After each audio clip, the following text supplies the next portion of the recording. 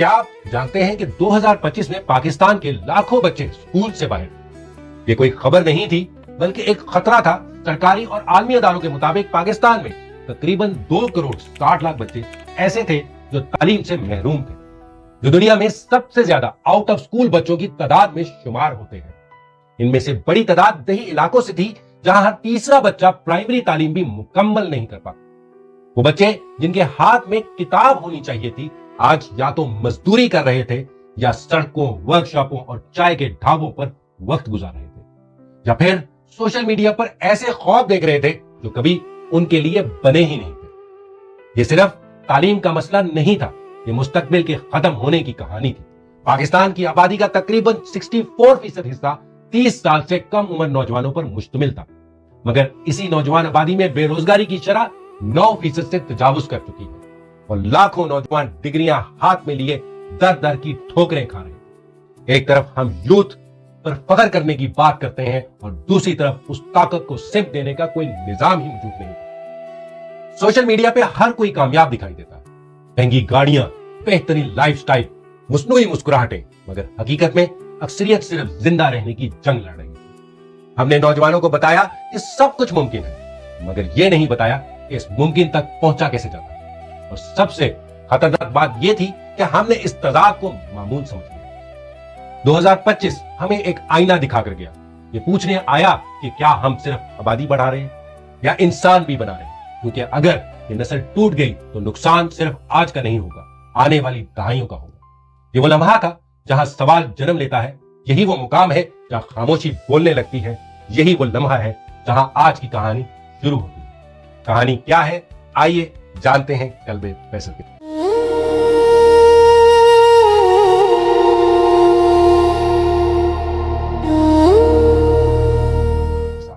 آج ہم بات کریں گے پاکستان کے نوجوان نسل کی، وہ نسل جو 2025 میں ایک ایسے دورائے پر کھڑی تھی جہاں ایک طرف امیدیں تھیں اور دوسری طرف بے شمار چیلنجز۔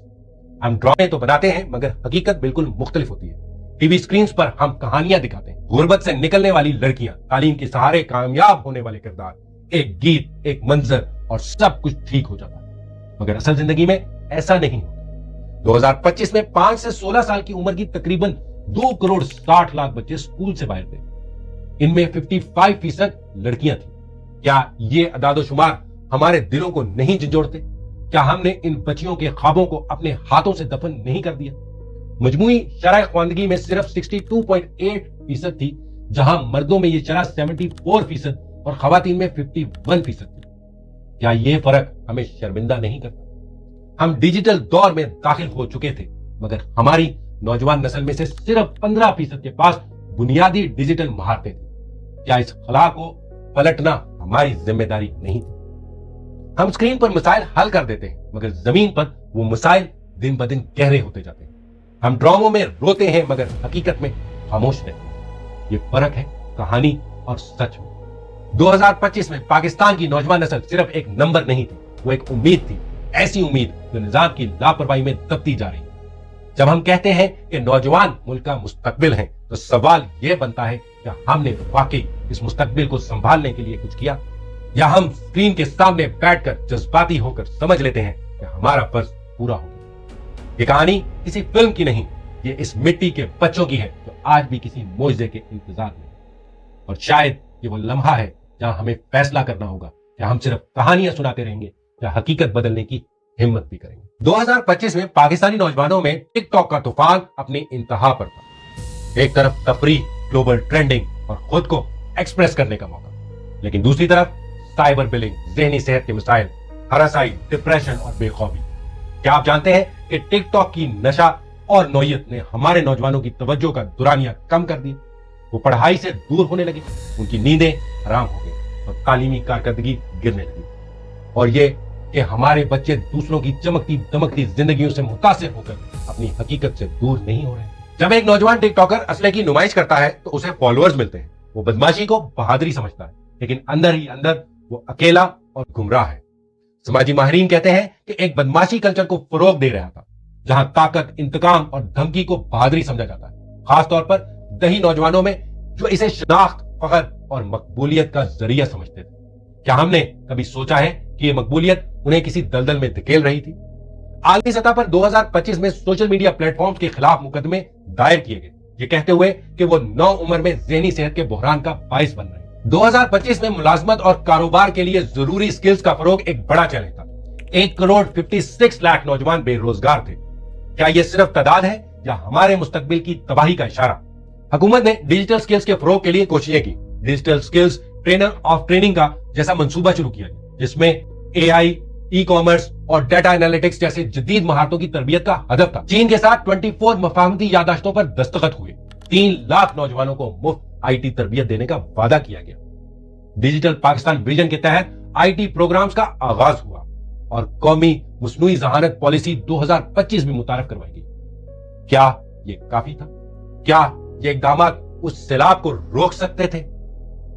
सबसे बड़ा चैलेंज था तजर्बा, और नौकरी के लिए तजर्बा जरूरी है और तजर्बा हासिल करने के लिए नौकरी।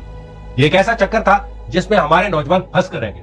माशी अदम इस्तेकाम, बदलती हुई लेबर मार्केट, सियासी बेचैनी, ज़हनी सेहत के मसाइल और खानदानी मामलत की कमी और तालीमी मिसाइल, ये सब मिलकर हमारे नौजवानों की तवज्जो को तालीमी और पेशावराना अहदाफ से भटका रहे हैं। हमारी जेन जी की 87% नौजवानों ने खुद को आज की अफरादी कुव्वत के लिए गैर तैयार महसूस किया। क्या हमने इन्हें सही रास्ते पर चलने के लिए तैयार किया? क्या हमने इन्हें वो दरवाजे दिए थे जो इन्हें इस जदीद दौर में कामयाब होने के लिए दरकार थे? लेकिन क्या उम्मीद वाकई खत्म हो चुकी है? नहीं। 2026 में पहली बार कुछ रोशनी नजर आई। फेडरल बोर्ड ने पासिंग मार्क्स 33% से बढ़ाकर 40% तक कर दिए ताकि तालीमी मियार बेहतर किया जा सके। पंजाब हुकूमत ने 2026-27 के निसाब में इस्लाहात का ऐलान किया है और 2030 तक 1 करोड़ बच्चों को दोबारा स्कूल में लाने का हदफ मुकर्रर किया, खास तौर पर लड़कियों के लिए। साथ ही स्कूल मैनेजमेंट काउंसिल पॉलिसी 2024 नाफिज की गई है ताकि निजाम को मजबूत बुनियादों पर दोबारा से बचाया जा सके। लेकिन एक तल्ख सवाल अभी भी अपनी जगह मौजूद है, क्या ये सब वाकई होगा या फिर ये भी पिछले वादों की तरह सिर्फ ऐलानात बनकर रह जाएंगे? क्योंकि हकीकत यह है कि माजी में भी हमने बड़े बड़े दावे सुने, मंसूबे बने, तकरीरें हुई, मगर अमली सतह पर बहुत कम बदला। कागजों पर पॉलिसियां बनती रहीं मगर जमीन पर हालात वहीं के वहीं रहे। और सवाल यह भी है, क्या चंद स्कीमें, चंद प्रोग्राम और चंद हजार स्कॉलरशिप्स इस मुल्क की करोड़ों नौजवान आबादी के लिए काफी होंगे? क्या ये इकदाम इस समंदर जैसे मसले का हल बन सकते हैं? अगर हम वाकई अपनी नौजवान नस्ल को संभालना चाहते हैं तो हमें सिर्फ ऐलानात नहीं बल्कि एक संजीदा, तवीलुल मुद्दती और अमली फैसले करने होंगे। तालीम, रोजगार, हुनर और किरदार साजी, इन सब पर एक साथ काम करना होगा और टेक्नोलॉजी को खतरा नहीं बल्कि मौका समझना होगा। 2026 में टिकटॉक जैसे प्लेटफॉर्म को तालीमी मकसद के लिए इस्तेमाल करने की बात करनी होगी। माइक्रो लर्निंग, तालीमी कंटेंट और क्लासरूम में डिजिटल टूल्स के जरिए पढ़ाने के नए तरीके सामने लाने होंगे। 2025 एक इम्तिहान था और 2026 एक मौका कि हम अपनी गलतियों से सीखें, अपने नौजवानों की सलाहियतों पर भरोसा करें और उन्हें वो रास्ता दिखाएं जहां वो सिर्फ जिंदा न रह सके बल्कि फलें फूलें, तरक्की करें और पाकिस्तान का नाम रोशन करें। तालीमी रिसाई को बेहतर बनाएं, डिजिटल और पेशावराना महारतों को फरोग दें, टिकटॉक जैसे प्लेटफॉर्म्स का इस्तेमाल तामीरी करें, रोजगार के नए मौके पैदा करें, ज़हनी सेहत को तरजीह दें और इन्हीं आलमी रवाबित और स्कॉलरशिप के जरिए आलमी सतह पर अपना मुकाम बनाएं। ये था कल्बे फैसल, जहां हम सिर्फ कहानियां नहीं सुनाते बल्कि कहानियों से सबक सीखते हैं और एक बेहतर मुस्तकबिल की बुनियाद रखते हैं। Like and subscribe. जज़ाकल्लाह।